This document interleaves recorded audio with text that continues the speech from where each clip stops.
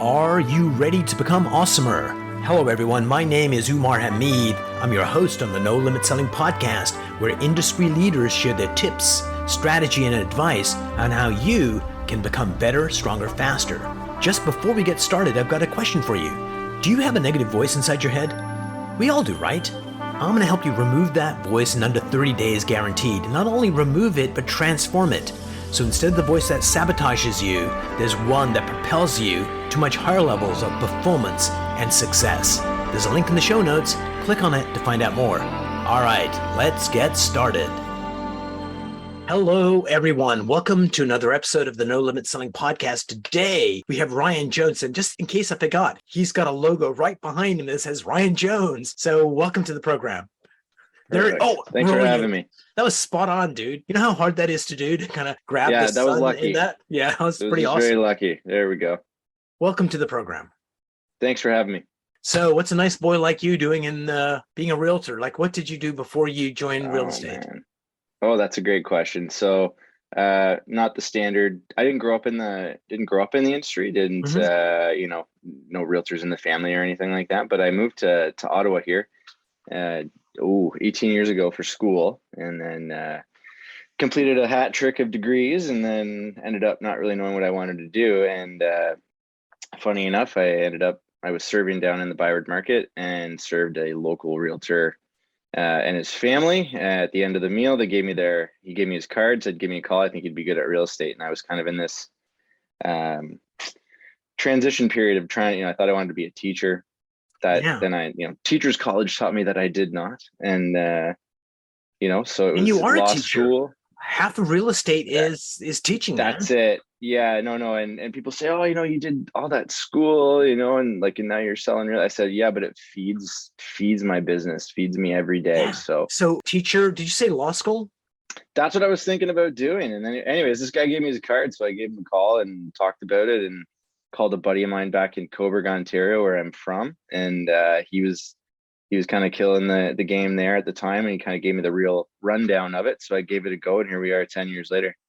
Brilliant. So what's kind of interesting was I was doing an interview earlier on today with another realtor in New Brunswick. And one of the things I was going to mention to him was, because he's looking to build his team out, one of the places to look is in restaurants. If you get a great server, I know so many realtors that went from food service, alcohol service, because you deal with difficult people. You got to figure out what they want. You got to be flexible when the kitchen isn't supporting you. And all those skills are vital to be a realtor. And I know some realtors that are doing $400,000 or $500,000 a year now, and they were doing like 30 some odd in food services, and they came to this career, and a few short years later, they are like killing it. Yeah, I know. I mean, honestly, it's a people business. So to have any kind of experience, whether it's teaching, I do think there's a couple teachers that I know that are now realtors, and they're fantastic in service industry, dealing with the public, dealing with complete strangers, and then just finding that common thread, and then just making sure it's a great experience. Kind of works across all the different absolutely. And I know a lot of really successful CEOs with large companies that were elementary school teachers. Yeah, for sure. How did that skill set help you in the boardroom? It's the same thing, pretty much. Got to teach the children how it goes. Play nice, nice. Do your job and stop worrying about what Jill's doing. Yeah, exactly. So tell me about yourself right now. Do you have a team? If so, how many people in the team? No team myself. I've got a full-time admin, Alex. She's fantastic, and she keeps me on point. And other than that, we just kind of work together, and and we just service the clients as best we can, trying to exceed expectations. That's the goal. How many transactions a year do you typically do? Well, my goal every year is to average one a week. Nice. Last year I had about six. I think it was just shy of 70.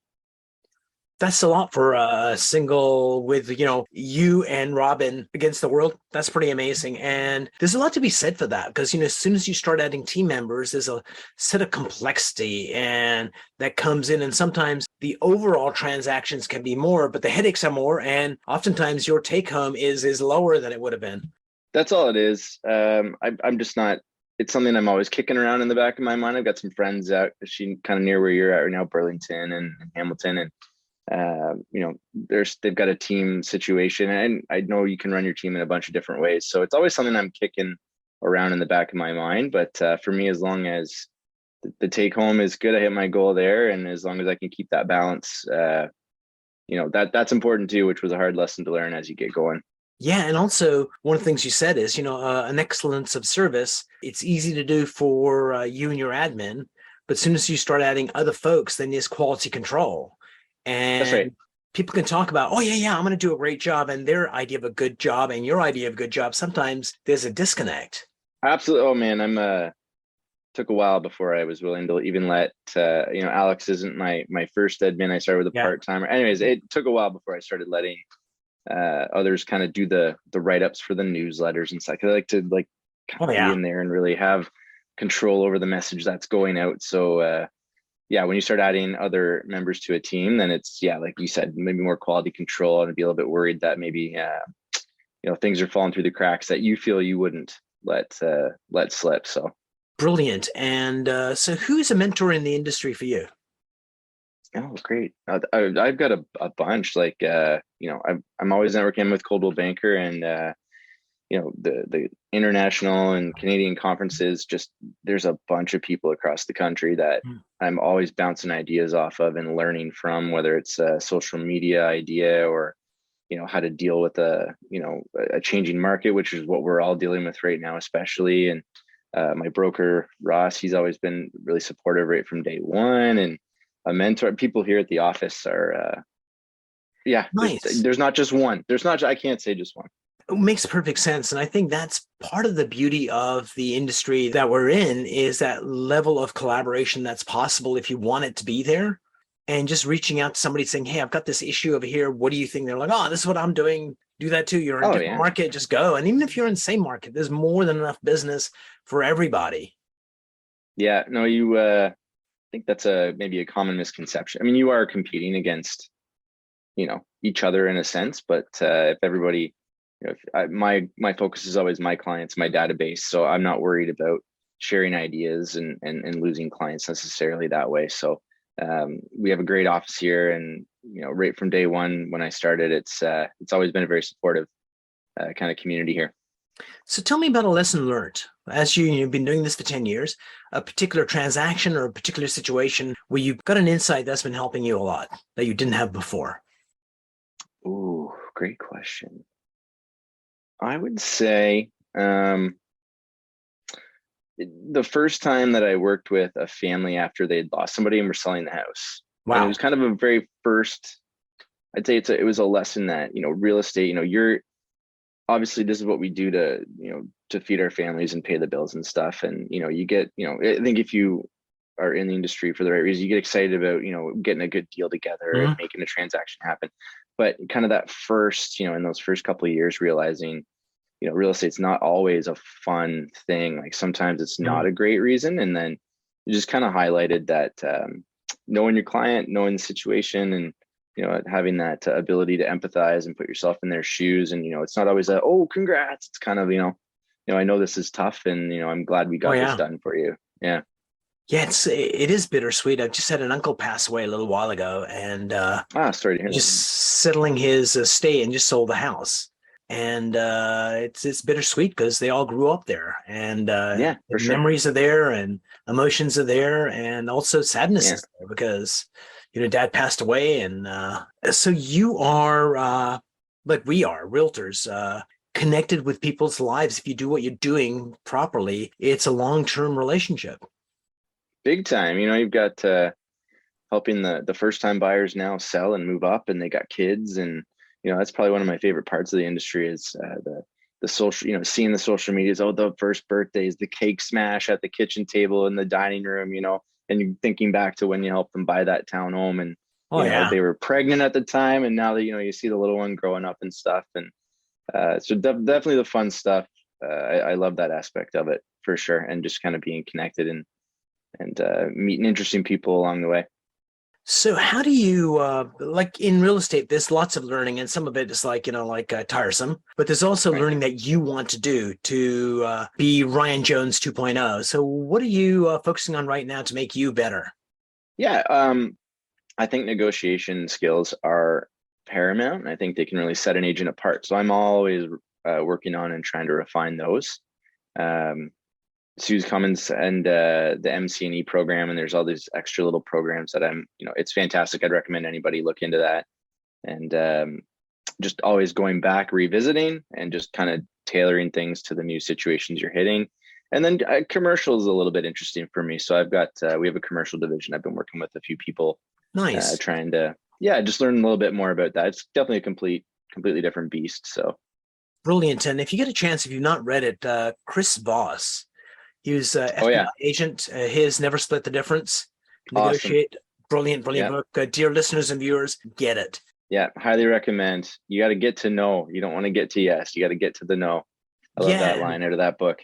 Absolutely. And I think if your spouse is kicking your ass in arguments, use this. It'll change it around. Yeah. It'll be like the judo master of negotiation. Yeah. Well, sometimes you got to wave the white flag there, but agreed. Absolutely. Brilliant. So where do you think we're heading? Like the whole industry is changing. Mm-hmm. Where are realtors going to be in 5 years, do you think? Personally, I'd like to think that I'm going to be right where I am, sitting right here, making relationships and just helping people through the good times and the bad. I don't think, as much as there's these large tech companies trying to automate all of this stuff, I have a hard time seeing it, because there's that instance where that person in the heart of a negotiation or a deal coming together, and there's that, I don't really know what to do right now. And if it's automated, they don't feel supported. They don't know what's going on. There's always those instances. It's when the bullets start flying and things start to go sideways. That's the value of a realtor. And I don't think that will ever go away. So I agree with you, but I think a lot of realtors will go away. Because I think there's going to be augmented reality in terms of there's going to be automation to allow a realtor to leverage what they're doing. But it's your connection with that other human being that actually will see the deal through, and see the children's houses will be done by you because you built that relationship. Whereas an AI is going to be able to do that. That's right. And I think you need to lean into it, and you definitely need to keep up with the new tools and the new systems. I don't think you're doing yourself or your clients any service if you're always looking back and thinking old school. I think you always have to be able to be flexible and move forward and bring in those new tools and whatever. There's an app for that, I'm sure, kind of thing. Yep. So just leaning into that for sure. But don't lose sight of the humanity. Never. I don't think you can ever remove that. So Ryan, tell me about something dumb you did in this industry that was a lesson learned. It's like, oh my God, I can't believe I did that, but it helped me be a better realtor. Oh, something dumb. Yeah. Man. Actually, you know what? Yeah, it was, you get going. I think it was a little bit of a slower start, but then things get rolling, you get busy, and you're thinking, oh my God, putting deals together. I'm working with clients, and then you stop doing the things that put the clients in front of you in the first place. Yeah. So I remember at one point, all of a sudden it was like, okay, yeah, where's the next deal? And I just kind of looked around and thought, oh man, I stopped doing the open houses. I stopped reaching out.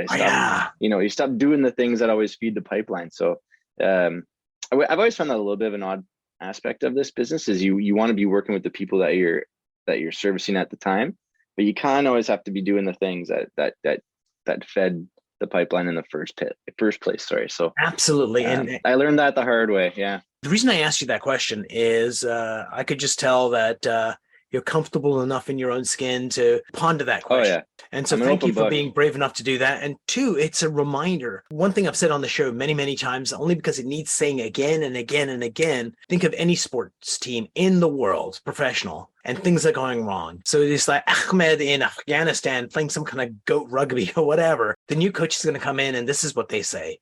We're going to go back to the fundamentals. Always. Whether it's NFL or CFL or hockey or whatever. And they keep on saying that because when teams lose sight of the fundamentals, open houses, connecting, networking, reaching out to the old clients, when we stop doing that, then we pay a price for it. And it's like, that just needs to be part of your being. Yeah, absolutely. And my, the second degree I did was a master's in sports psychology. So really love it. It had a focus on consulting. It wasn't theory based. It was, working with athletes and performers and stuff, and and applying the theory and helping them kind of get to a point where they could perform at their max from a mental perspective, right? And that again feeds the business every day. It's the goal setting, it's the self-talk, it's the motivational pieces that you need to kind of get up and get out there, because we wake up unemployed, right, every day. got to get up and make it happen. That choked me up, but that's true. Wake up Yeah, I know. every day. I know. I love Pretty that. deep. I've not heard that before, actually. I've heard other versions of it, No. but that's like freaking on point. Yeah. So here we go. Sports psychology. Yeah. So we've got someone that's got a negative voice inside their head that tells them this is not going to work. They won't like me. How do you help them? Like, what would you advise from a sports psychology kind of strategy to get rid of the voice? Yeah, well, sport performance, we perform, right? You're on when you're with the client. So Same I difference. can't remember where I heard it, but it was a conference somewhere. Someone said everyone's got a shitty committee in their mind, I like it. and you got to learn to shut them up. And how do you shut them up? Well, I mean, I guess another example would be you can't tell yourself what not to do, right? So if I told you just don't think about a red car, the first thing you think about is a red car, right? Or if someone's afraid of heights, you say, don't look down. They look down. Yeah. So instead of telling yourself what not to do, you have to tell yourself what to do. So you just got to make sure you point your focus on the right thing. And it's a skill. I mean, it's easier said than done. There's always the doubt and those negative thoughts, but so one of the ways I find is, let's say someone asks you 3 questions, as best as you can. Ryan, tell me about a particular time where you knew you were loved, like a specific moment. It could have been with your spouse last night, could have been with a kid, could have been when you were a kid. What comes to mind? When I know I'm loved? When you knew you were loved, 100%. Could have been with a grandparent. Like, when was it? Where was it? Oh, yeah. Price is Right. Grandma and grandpa's house when you're sick. Back in the day. Like one of those, right? 100%. So this is what I advise clients is, when the negative voice comes up, like no one loves you, then you go, what I tell people to do is agree with it. Of course they don't love me, but when I was at grandma's house when I was sick, there was just pure love there. And last night when I was with my spouse and she reached over and, just touched me, that was love. And when my kid did that, give 3 counterexamples and the voice runs away for a while because it's all truth. Yeah. Whereas when you try and fight with it, I am too loved. Well, think about the time when this happened and you let it take charge. So just give it counterexamples and keep them in your pocket, ready to go when you are magnificent. Yep. So Ryan, tell me about a particular time where another agent was struggling and you dropped by and gave some wisdom to help them kind of rethink what was going on. Well, actually, recently had a call from a newer agent because they'd had their first inspection. Been doing real estate for over a year and never had to do an inspection because it's been so nuts. And it was like, we had a few things come up and I don't really know what's going on here, and when I started, it was a buyer's market. So, so we just kind of being able to walk through, if I was the listing agent, I'd probably tell you to go kick rocks on all this stuff. But hey, if you want to, you got to lean into whatever's important for the client and, ask for whatever you want, and kind of gave them the ins and outs of how to go about that. And, they got the deal done. So that was kind of cool. And I like that because if you want to feel good about yourself, help someone else. Yeah, for sure. They got the gift of your wisdom and you got the gift of sharing with someone that it made a difference. And that's, so my philosophy is, if we can make the world a happier place, and one of the ways we do that is by selflessly helping other people become awesomer. 100%. No, you got to give before you can receive, right? So don't be afraid to put out the good stuff into the world. It'll come back twofold. Absolutely. So here is a weird question for you. Love it. If future Ryan came back at this moment in time, he's actually much better looking than you. But if he came back at this moment in time, what's the one piece of advice he'd give you right now, allowing you to be happier or more successful? Like, what advice would future Ryan give you? Oh, what would future Ryan? Oh, man. Like, things are going well right now, but he'd be able to see and go, what would he give you? Yeah, I think he would say, don't be afraid to take the next step if you want to, right? Like you gotta, it's like, if you could do anything in the world and money wasn't an object to do that, but you're going to do it and you're going to love it and you're going to make you happy, just do that, but we always get in our own way. I think with you start thinking about the negative things and how it won't work out, again, that negative self-talk. So I think future Ryan would come back and say, you were right. Just keep going. Don't doubt yourself. I love that. So what specific thing makes you happy, Ryan? Family and friends. Yeah. I mean, I real estate's what I do to earn a living, but it's not necessarily who I am. I mean, so tell me with family and friends, like a specific moment when you were with someone, it's like, when I was with this person, we were doing this and that made me really happy. Honestly, just hanging out In at a presence? campfire, Love that. just being there. Like honestly, it's I'm going camping this weekend with my niece, and I finally got the hug. She's not afraid of me anymore. She's 3.5, Nice. so I got that first hug. So I'm not crying, you're crying, right? But I it love was that. yeah. Honestly, that So just my makes me great happy. niece came to visit us in California, and it was like, I don't know you, I don't trust you. And there was a movie going on. It was like Jimmy Neutron, Boy Genius. So Okay. one morning I'm laying on the sofa, just chilling out, reading a book. She can't see me because the back of the sofa is getting in the way. And she goes to the refrigerator to open the refrigerator. And she's such a little thing. As she pulls the door of the refrigerator, she ends up farting. And so I lean over the thing, and there's a line from Jimmy Neutron. I go, "Hey, Haley, was that from the attic or the basement?" And she's like, "Oh, you know that movie? I love you." Nice. And that was the Yeah, moment yeah. she went from like fear to, "Hey, you're cool." Perfect. Last question. What's one mind hack you would share with our audience that would allow them to be more productive, more efficient, happier, sexier, sleep better? What's the one thing you'd share? Mind hack. I would say listen. I say don't ignore your gut feeling.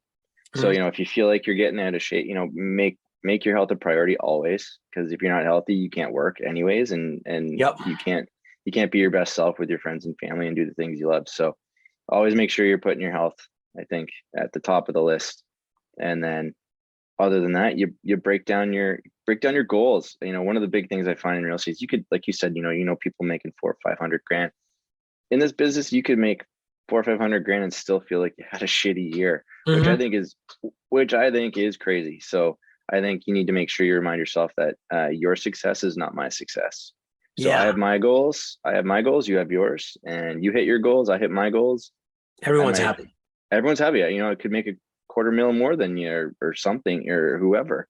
Or you could But make don't. $200,000 less and still be way happier than I'll ever be.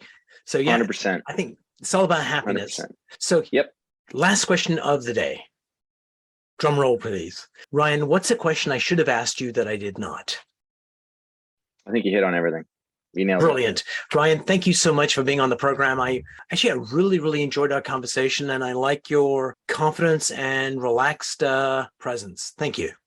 Yeah, it's been a pleasure. Thanks for having me. I love this kind of stuff. So I like to share those ideas, and we'll be listening for everyone else's ideas too that come back out. Brilliant.